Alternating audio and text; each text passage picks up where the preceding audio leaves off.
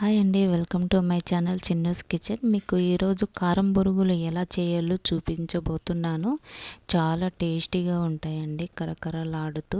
Evening snacks టైంలో కానీ ఎక్కడికైనా వెళ్ళినప్పుడు తీసుకొని వెళ్ళటానికి, ఇంట్లో చిన్నపిల్లలు కానీ పెద్దవాళ్ళు కానీ తినడానికి చాలా అంటే చాలా టేస్టీగా ఉంటాయండి.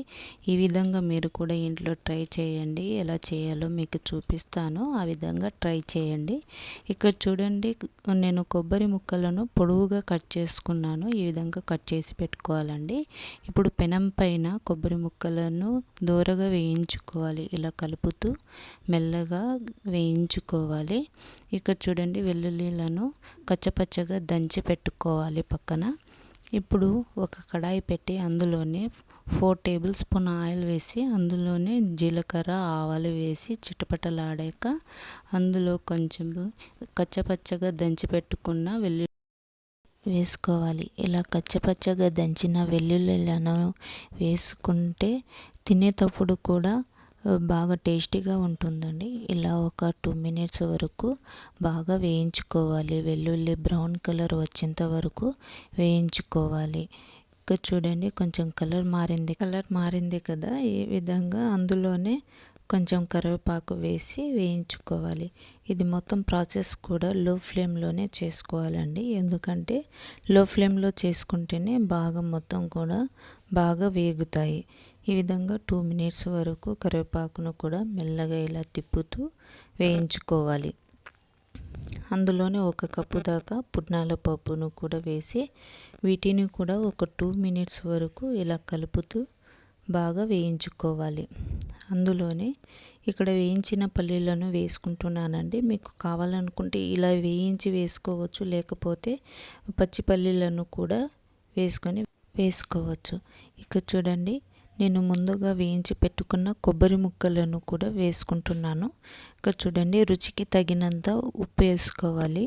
అదేవిధంగా తగినంత పసుపు వేసుకోవాలి. అదేవిధంగా కారం కూడా వేసుకోవాలండి. ఇక్కడ కారం అనేది నేను మీకు ఎంత కారం కావాలనుకుంటే అంత కారం వేసుకోవచ్చు.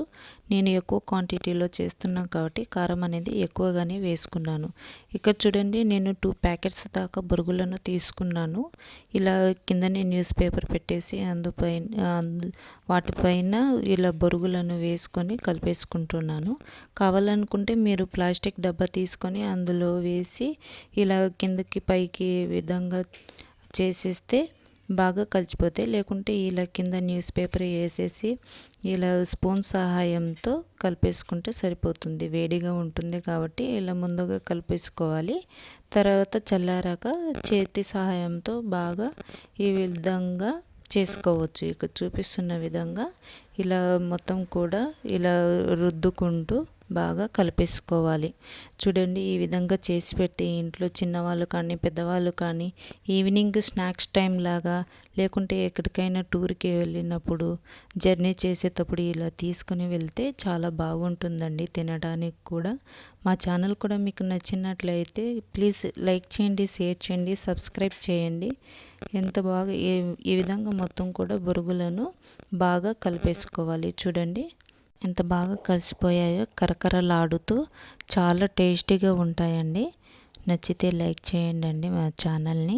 ఈ విధంగా మొత్తం కూడా కలిపేసుకొని ఒక ప్లాస్టిక్ డబ్బా తీసుకొని అందులో వేసి స్టోర్ చేసుకోవచ్చు. Thank you.